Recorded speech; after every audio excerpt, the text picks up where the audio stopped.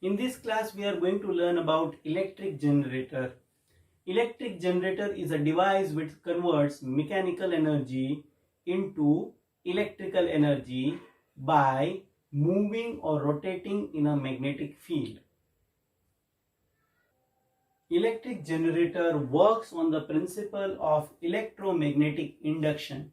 But I would like to tell you that electromagnetic induction means when a coil is rotating in magnetic field perpendicular to its axis, then EMF, that is electromotive force, or let us say potential difference, or let us say current, is induced in the coil.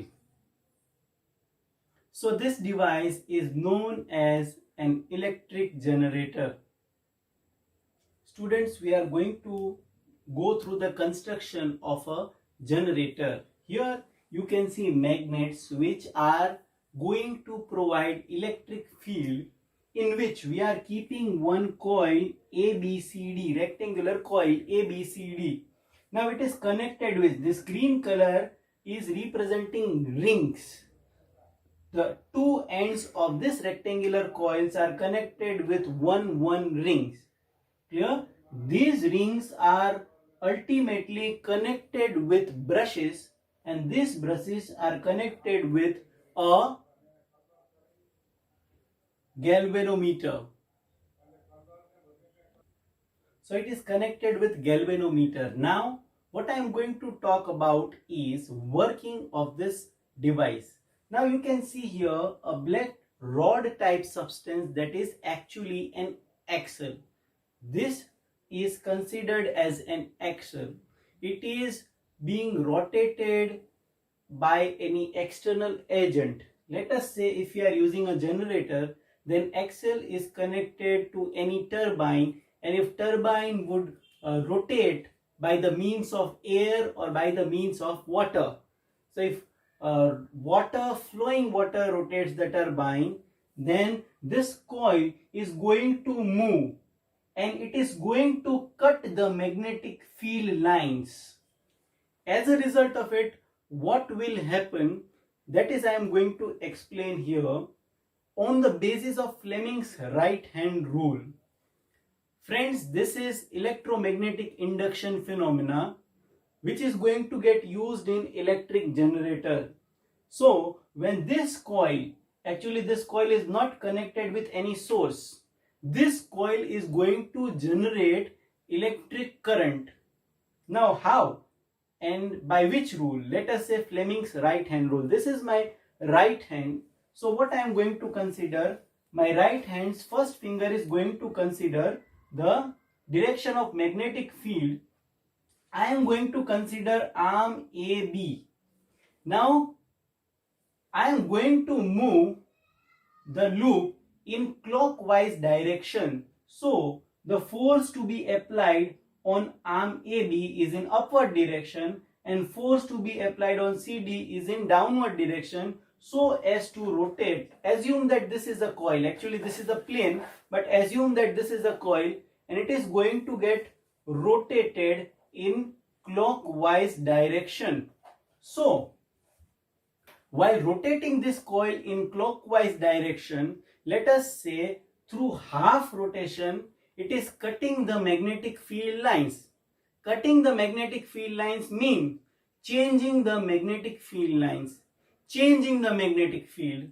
Changing the magnetic field always induce the current in the coil, and as a result of it, initially for half rotation, the current is going to flow from AB, C, D, and as a result of it, galvanometer will move in one direction because polarity of one end is positive and another is negative. Now what will happen? For another rotation, another half rotation? Here the position of the rectangular coil has changed. The place where AB was there arm CB has been replaced its place. So CD is coming here and AB is going there, and as a result of a type of connection, for the other half rotation, the polarity is going to change.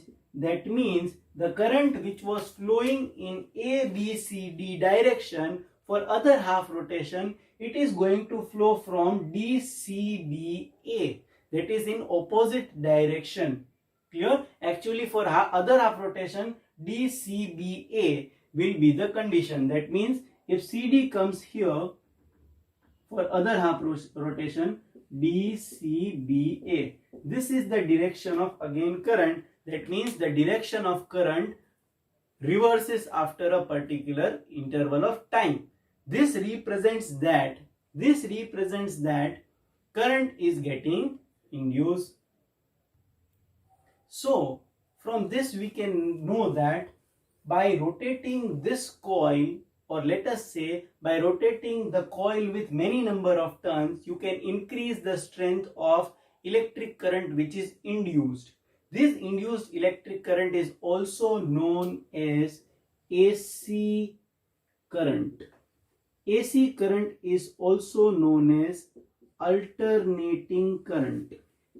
It is also known as alternating current, and it is used to generate electricity. Let us say it is also known as AC generator. Now, if you want to make it as a DC generator, you need to connect commutators in the place of rings. As a result of it, only unidirectional current, that is one directional current, is generated, which is considered as a DC generator.